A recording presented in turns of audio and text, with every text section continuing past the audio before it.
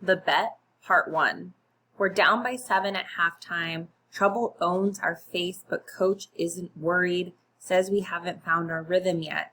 Then, all of a sudden, out of nowhere, Vondi starts dancing the snake, only he looks like a seal.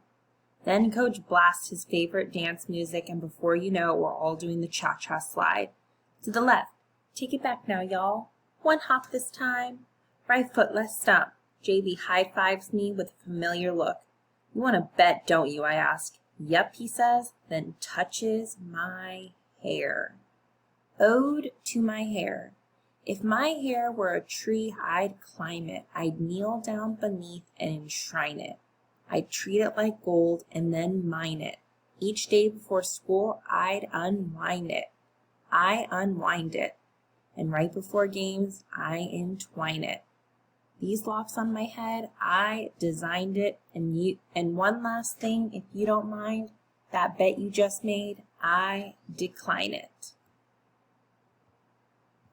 The Bet, Part 2.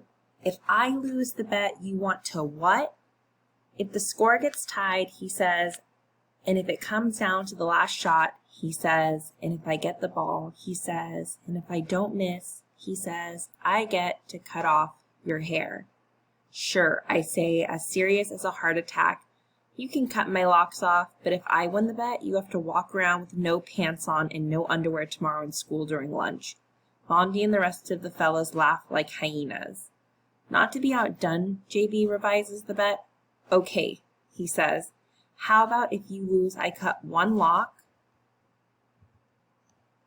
How about if you lose, I cut one lock, and if you win, I will moon that nerdy group of sixth graders that sit near our table at lunch.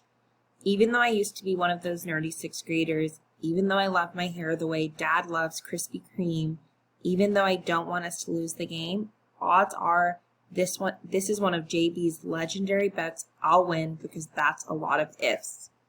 The game is tied. When JB's soft jumper sails tick through the air, talk, the crowd stills, tick, mouths drop, talk, and when his last second shot, tick, hits net, talk, the clock stops. The gym explodes, it's hard, bleachers empty, and my head aches. In the locker room. After the game, JB cackles like a crow. He walks up to me, grinning, holds his hand out so I can see the red scissors from Coach's desk smiling at me, their steel blades sharp and ready. I love this game like I love the winter, love snow, even though I spent the final quarter in foul trouble on the bench. JB was on fire and we won, and I lost the bet. Cut. Time to pay off filthy, JB says, laughing and waving the scissors in the air like a flag. My teammates gather around to salute. Filthy, filthy, filthy, they chant. He opens the scissors, grabs my hair, and slash a strand. I don't hear my golden lock hit the floor. But I do hear the sound of calamity. When Bondi hollers, oh snap. Calamity.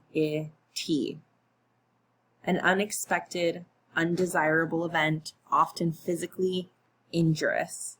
As in, if JB hadn't been acting so silly and playing around, he would have cut one lock instead of 5 from my head and avoided this calamity. As in, the huge bald patch on the side of my head is a dreadful calamity. As in, after the game, Mom almost has a fit when she sees my hair.